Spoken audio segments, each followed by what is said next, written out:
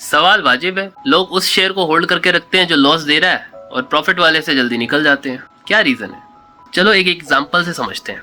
आपने 1 साल पहले शेयर खरीदा 1 लाख रुपए में और आज वो रह गए 60,000 रुपए और आप अभी भी उसको पकड़ के बैठे हो। सवाल ये नहीं है कि वो स्टॉक गिरा क्यों है, सवाल ये है कि आप उसे बेच क्यों नहीं पा रहे हो। इस वीडियो में हम इस प्रॉब्लम का रीजन तो समझेंगे ही, पर एक मैंने सॉल्यूशन फ्रेमवर्क भी बनाया है, वो भी इसके एंड में आपको मिलेगा, जिससे शायद आपका इन्वेस्टिंग करने का, ट्रेडिंग करने का नजरिया ही चेंज हो जाए। तो चलो स्टार्ट करते हैं। पहला रीजन, हम ना अपने बाइंग प्राइस को पकड़ के बैठ जाते हैं। मान लो आपने 100 रुपए पे स्टॉक खरीदा और वो 80 पे आ गया। आपने कहा कोई बात नहीं, देखते हैं। फिर वो आ गया 60 पे। आपने कहा थोड़ा और वेट कर लेता हूँ। इसी दौरान आप ये सोचने लग गए कि बस एक बार मेरे बाइंग प्राइस पर आ जाए, निकल जाऊंगा। यहाँ आप कंपनी को नहीं देख रहे हो कि क्या चल रहा है कंपनी, यहाँ आप सिर्फ अपने बाइंग प्राइस को देख रहे हो। 100 रुपए, 100 रुपए, 100 रुपए। अरे मार्केट को आपके परचेज प्राइस से कोई मतलब नहीं। मार्केट को पता ही नहीं कि आपने कहाँ खरीदा है। और ये जो बाइंग प्राइस को पकड़े रहना, एक ही प्राइस को पकड़ लेना, इसको साइकोलॉजी में कहते हैं एंकरिंग बाइस। एक प्राइस पे एंकर बना लिया अपना और फिर हर डिसीजन उसी प्राइस के अकॉर्डिंग चलता है।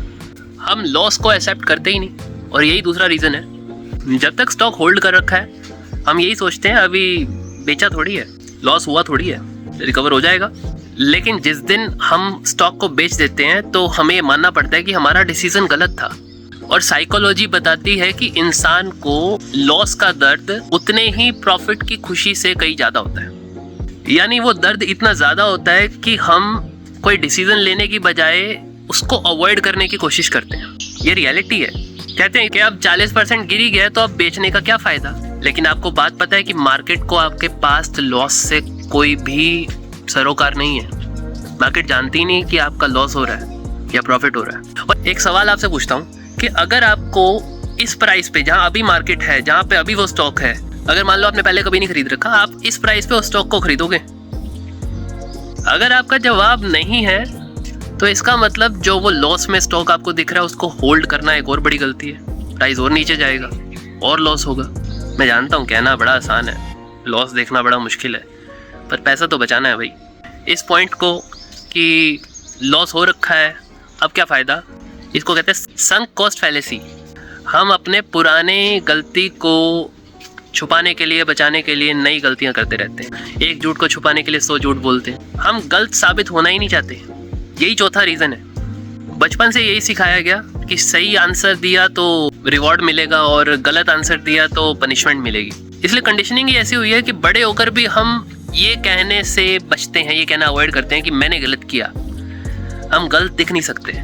इसमें एक तो वो कंडीशनिंग आ जाती है और एक थोड़ी सी ईगो आ जाती है। स्टॉक को बेचना मतलब खुद से कहना कि मेरी गलती थी, मैंने गलत किया, मैंने गलत स्टॉक चुना, मेरी एनालिसिस ही गलत थी। साइकोलॉजी में इसे ईगो प्रोटेक्शन या सेल्फ जस्टिफिकेशन बाइस कहते हैं। यानी हम अपनी सेल्फ इमेज को बचाने के लिए फैक्ट्स को इग्नोर करने लगते हैं। और पांचवा एक इम्पॉर्टेंट रीजन कि हम अनाउंस कर देते हैं।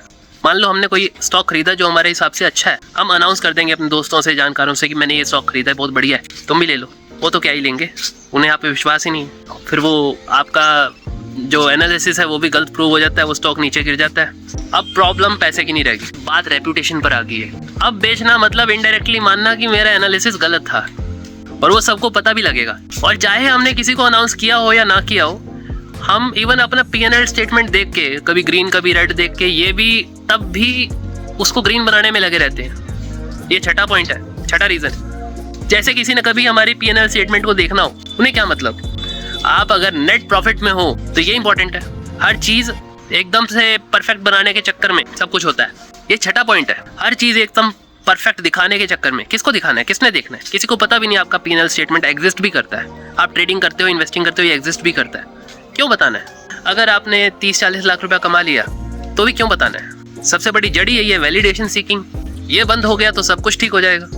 हम फिर वो करेंगे ना जो कि हमारे लिए अच्छा है। सारे फाइनेंशियल डिसीजन इसी पे बेस्ड होते हैं। एक किताब है साइकोलॉजी ऑफ मनी, पढ़ो उसको, बहुत अच्छी किताब है। कभी भी मार्केट गलत नहीं होती, market is always right. Market is a balancing mechanism. Market सब कुछ बैलेंस करती है, हर चीज का बैलेंस है मार्केट। हमें लगता है मार्केट गलत होगी, मार्केट गलत नहीं होती, मार्केट सच्चाई दिखाती है। जो चल रहा है वही दिख रहा है। प्याज के दाम से ही महंगाई दिखती है, पेट्रोल डीजल के दाम से भी महंगाई दिखती है। तो मार्केट तो सही प्राइस दिखाती है हमें। पर हाँ, कई बार होता है कि कोई बड़ा क्राइसिस आ गया, जैसे ईरान वॉर हो गई, यूक्रेन वॉर हो गई, कोविड आ गया, 2008 का क्राइसिस आ गया। तो चाहे आपने कितनी अच्छी कंपनी में इन्वेस्ट किया हो, अच्छी कंपनी भी उस समय गिर जाती है। 30-40% मार्केट गिरी थी उस समय। तो हमेशा हर इन्वेस्टर गलत भी नहीं होता, हर लॉस वाली पोजीशन रखने वाला इन्वेस्टर गलत नहीं होता। कभी कभी सही में मार्केट धोखा देती है और वो शॉर्ट टर्म होता है, वो धीरे धीरे अपने आप ठीक हो जाता है। सरकार बैठी है, रिजर्व बैंक बैठा है, वो मेजर्स लेते हैं, पैसा और डालते हैं मार्केट में, इंटरेस्ट रेट कम कर देते हैं ताकि बिजनेस बढ़े। बस फर्क इतना आ जाता है कि क्या मार्केट गिरी है तो क्या हमें अपने थीसिस के ऊपर, जिस वजह से हमने शेयर खरीदा था, उसके ऊपर कन्विक्शन है, या फिर हम थोड़ा सा स्टबर्न हो गए हैं, कहना नहीं चाहिए वर्ड्स, अड़ियल हो गए, अड़ गए हैं उस बात पे, वो स्टिक नहीं करना उस पे। दोनों बाहर से एक जैसे लगते हैं। फर्क इतना है कि कन्विक्शन जो है वो फैक्ट्स पर चलती है और जो स्टबर्ननेस है वो ईगो पर चलती है। अब हमने मोटी मोटी सारी बात समझ ली है और साइकोलॉजी में, फाइनेंस में, इन सारी चीज़ों को ना एक कलेक्टिवली एक नाम दे दिया गया है, डिस्पोजिशन इफेक्ट। यानी लोग विनिंग कंपनीज को जल्दी बेच देते हैं और लॉस मेकिंग कंपनीज को बहुत लंबे समय तक होल्ड करके रखते हैं। अब सॉल्यूशन क्या है? यही फ्रेमवर्क मैंने बनाया, वही मैं आपको बताता हूँ। पहला पॉइंट, अपने आप से सवाल पूछिए हर बार, क्या मेरे पास अगर कैश होता आज तो क्या मैं ये स्टॉक इस प्राइस पे दोबारा खरीदता? अगर जवाब नहीं है तो इसका मतलब आपने बस पुराने परचेज प्राइस को एंकर रख के अपने स्टॉक को रखा हुआ है, बेच देना चाहिए, कोई रीज़न नहीं बनता होल्ड करने का। पॉइंट 2, कोई भी स्टॉक खरीदने से पहले अपना एक थीसिस बनाओ कि मैंने ये स्टॉक क्यों खरीदा है, मैं क्या एक्सपेक्ट कर रहा हूँ इस कंपनी से। और तीसरा क्वेश्चन कि मैं किस कंडीशन में स्टॉक को एग्जिट कर दूंगा, कब बेच दूंगा। ये 3 क्वेश्चंस आपको हर स्टॉक खरीदने से पहले अपने आप से पूछने हैं, राइट। ये जो थीसिस है ना, ये हर समय आपके पास रहेगा कि भाई मैंने इस वजह से ये स्टॉक खरीदा था, और फ्यूचर में भी आप अपने आप से ये पूछते रहेंगे कि क्या मेरा थीसिस गलत तो नहीं हो गया।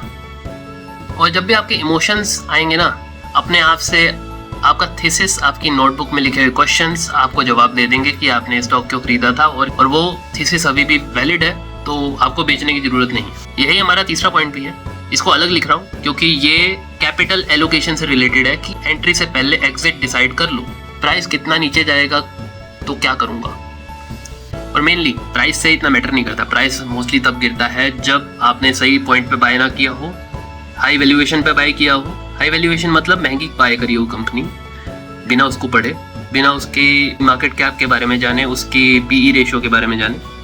पीई रेशो भी आपको समझा दूंगा कभी, कमेंट में बताना अगर आपको पीई रेशो के बारे में जानना है। उसके अलावा सबसे इंपॉर्टेंट पॉइंट कि आपकी थीसिस गलत हुई तो आप क्या करोगे, कितना मैक्सिमम लॉस आप एक्सेप्ट करोगे इस पर्टिकुलर पोजीशन में, ये पहले डिसाइड करना है। पहले क्यों, फिर क्या। चौथा पॉइंट साइकोलॉजिकल है, गलत होने को नॉर्मल बनाओ। मार्केट में सक्सेसफुल होने के लिए हमेशा सही होना जरूरी नहीं है, लाइफ में भी सही होना जरूरी नहीं है। कभी कभी गलतियां होती हैं, उसको एक्सेप्ट करो, अकाउंटेबिलिटी लेकर आओ। ये कहना आसान है, इतना आसानी से होता नहीं है, मुझे पता है। बड़े बड़े इन्वेस्टर्स भी गलत होते हैं पर वो अपनी गलती मान लेते हैं, माननी चाहिए। बिग बाजार के डूबने पर किशोर बियानी ने माना ना कि मुझसे गलती हुई है, बहुत सारा लोन लिया था। आप भी मानो, आपके पास तो इतनी बड़ी कंपनी भी नहीं है, ना आपकी और ना आपने लोन लिए हैं। और सबसे इम्पोर्टेंट बात, हर गिरता हुआ स्टॉक बेच देना is not the right thing to do. कभी मार्केट भी गलत होती है और कभी आप भी गलत होते हो। आपको ये डिफरेंस पहचानना है कि क्या मैं गलत हूँ या मार्केट गलत है। मैं गलत हुआ तो मेरे को निकलना पड़ेगा क्योंकि थीसिस गलत हो गए या मैंने गलत एंट्री ले ली। मार्केट गलत हुई तो आज नहीं तो कल वो वापस आ जाए। आपको देखना है कि क्या सिचुएशन है, कोविड जैसा कोई सिचुएशन हुआ है क्या हुआ। और अगली बार किसी भी स्टॉक को देखें जो आपने बाय कर रखा है, लॉस में है, तो ये ना पूछें कि मेरे बाइंग प्राइस पर कब आएगा, क्योंकि वो पुराना प्राइस था। मार्केट आज का प्राइस देख रही है, आज का price is the latest news. पुरानी वाली न्यूज़ खत्म। वो वैल्यू तब होती थी, अब वो वैल्यू नहीं है, वैल्यू चेंज होती है इंसानों की भी।